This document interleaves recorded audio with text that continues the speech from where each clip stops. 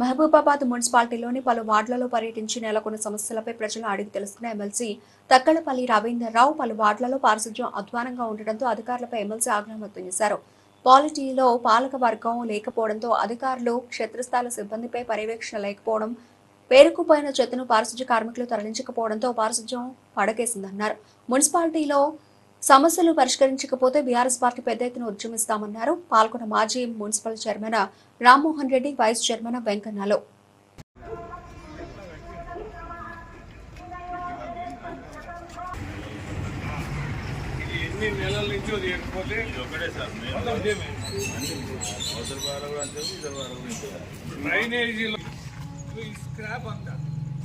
ఇటువైపు అంతే అటువైపు అంతే అంటే కేవలం మెయిన్ రోడ్డుని మనం 30% మాత్రమే డేంజరస్ పోసి దానికాడ బిల్ వేయాలి.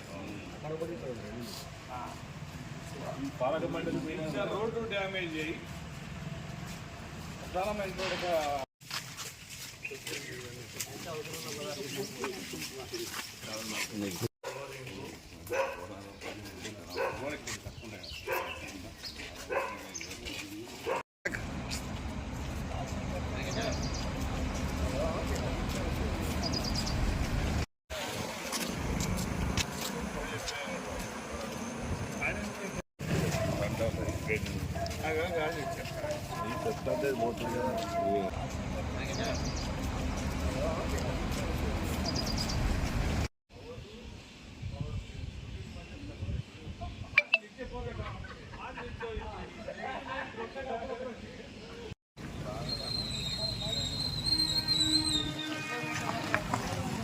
గత కొద్ది కాలం నుంచి మహబూబాబాద్ మున్సిపాలిటీలో చెత్త తీయడం లేదు, డ్రైనేజీల వ్యవస్థ బాగలేదు, కూరుకపోయిందని చెప్తే ఈరోజు కొన్ని వీధులు ఇంకా కాలనీల వరకు కూడా వెళ్ళలేము.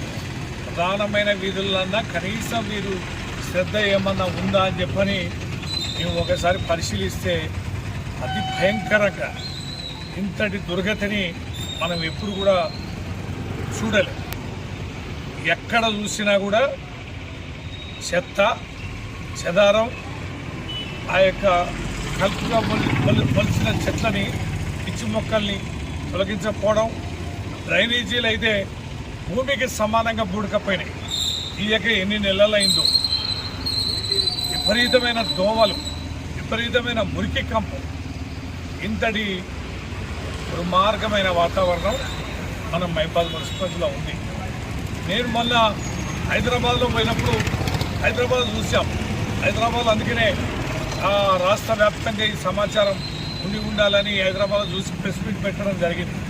హైదరాబాద్ నగరం అంతే ఉంది, ముఖ్యమంత్రి ఉండే ఆ సెక్రటరియట్ ఉండే అత్యంత కీలకమైన ఎమ్మెల్యేలు, ఎంపీలు, మంత్రులు ఉండే ప్రాంతాల్లో కూడా ఆ రకమైనటువంటి పరిస్థితి ఉంది. ఇలా మహబూబాబాద్లో కూడా ఈ దుర్గతి ఉంది. ఎక్కడ చూసినా విపరీతమైన పందులు, కుక్కలు, ఆవులు, మెయిన్ రోడ్ల మీద మొత్తం వందలాదిగా ఆవులు, విపరీతంగా వేలాదిగా కుక్కలు, పందులు అయితే సంఖ్య చెప్పనాలవి కాదు. ఈ దుస్థితికి కారణమేంటి? మున్సిపాలిటీ ఎన్నికలు పెట్టకపోవడం, గ్రామాలలో పరిస్థితి, గ్రామ పంచాయతీ ఎన్నికలు పెట్టకపోవడం, స్థానిక సంస్థల్ని గత 1 year నుంచి నిర్వీర్యం చేస్తూ రాజకీయ కుట్రల్లో భాగస్వామ్యం చేసి ఇవల్ల ఈ రకమైనటువంటి పరిస్థితి కారణమైంది. ఒకసారేమో అసంతృప్తి, వ్యతిరేకత ఉందని మా మీద, గత ప్రభుత్వం మీద కేసులు వేయడం, కమిషన్లు వేయడం, డైవర్షన్ పాలిటిక్స్.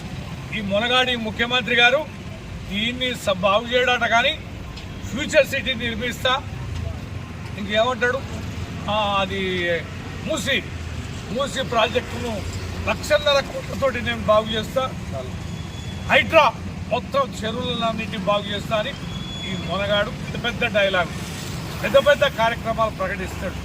అరే నాయన, ఈ ప్రగల్భాలు మానుకో, ఈ దుస్థితి చూసుకో. ఒక్కసారి ఎక్కడైనా నీ ఇంటెలిజెన్స్ వ్యవస్థని, నీ ఎమ్మెల్యేలని, నీ ప్రజాప్రతినిధులని, పార్టీలని అడుగు ఎంత దుర్మార్గమైన పరిస్థితి ఉందనేది. దీనిపైన వస్తున్న వ్యతిరేకతని కవర్ చేయడం కోసం ఏం చేస్తారో మళ్ళీ 42% బీసీ రిజర్వేషను, అది పార్లమెంట్ చేయాలి, చట్టం చేయాలి. నీ పార్టీ కాదు, నీ వ్యవస్థ కాదు, సెంటర్లో ఉంది. సెంటర్ చేయదు, నువ్వు అది ముందు పెట్టుకున్నావు. నువ్వు రాష్ట్రపతి గవర్నర్ కానీ పంపిస్తావు, ఎంతకాలం వాయిదా ఇస్తావు? ఇదే కౌన్సిలర్లు సర్పంచులు ఉంటే జనం ఓట్లేసి గెలిపించారు కనుక ప్రజలు నిలదీస్తారు. ఏంటి కౌన్సిలర్ గారు మా వార్డు ఇంత దుర్మార్గంగా ఉంది, చూకడం లేదు, చెత్త తీయడం లేదని. మంచినీటి కోసం అట్లనే ఉంది. ఇంకా స్థానిక ఎన్నో గుంతలు ప్రధానమైన రోడ్ల మీద కూడా కనీసం తట్టడం మట్టిపోయిన పరిస్థితి.